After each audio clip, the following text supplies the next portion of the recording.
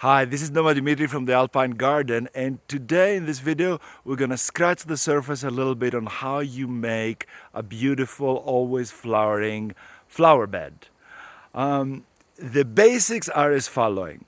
You need to create enormous diversity, as you see here. You see there are whites, pinks, deep reds, yellows, purples, there's all kinds of things. So you create a big diversity of flowers, and you choose them so that you make sure that there is one at least that's flowering at any specific time.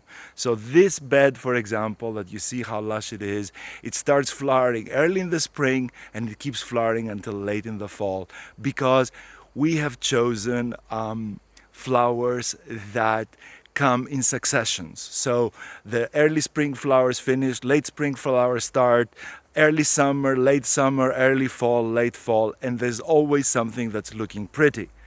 So this is what you have to learn to do. But it's also not only about flowers. A nice bed, if you're gonna have a nice bed like this one, also depends a lot on textures.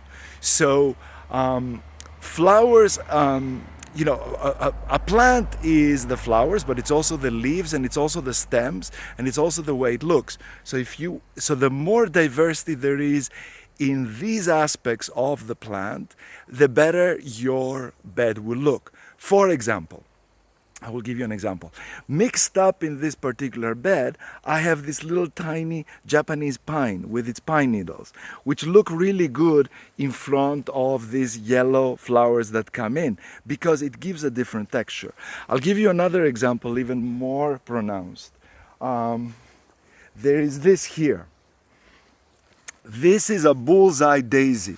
Okay, it has large leaves, and they happen to look really good next to this carnation, which actually has very tiny looking leaves. Okay, I will give you another example. This one here is a gorgeous red lily. Let me approach it.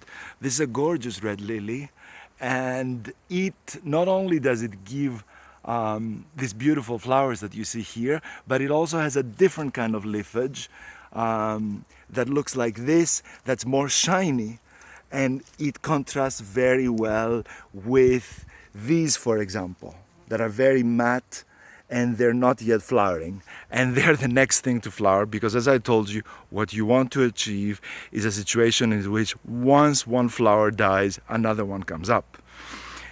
Okay, and nothing stops you from putting trees, actual trees, inside this bed. There are many trees that you can put, and you can keep them short, but you can bonsai them, as they say, to create a different kind of texture. For example, here is some kind of conifer that we have put here. You see, here it is.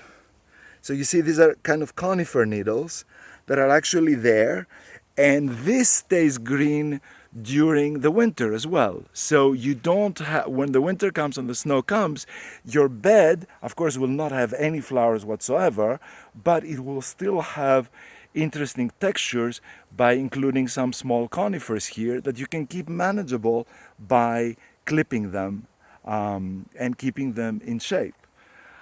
So this is the way to do it. Now, what colors you choose depends on you.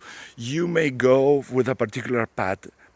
For example, you can say, I just want a pink one, or I just want a white theme, or I want a yellow theme, or you can go like me and you can have all sorts of themes, but make sure that you include some nice deep blues like this Delphinium here, because blue is really nice. This blue purple, it's never really true blue in nature, but it's a blue purple, and it looks great against the yellow. And also some pink. Pink looks really nice. The big pink plant that's gonna come over here is the Echinacea, but it doesn't look pink right now because it's still a baby flower, but eventually this becomes like this big, and it's all pink. But for the time being, the pinks are exemplified in this particular bed with these lovely little variable carnations that look so cute, and they're a ready bouquet to give. You just cut the stem, and it's a little thing that you can offer to somebody and say, hey, good morning, here's a nice flower.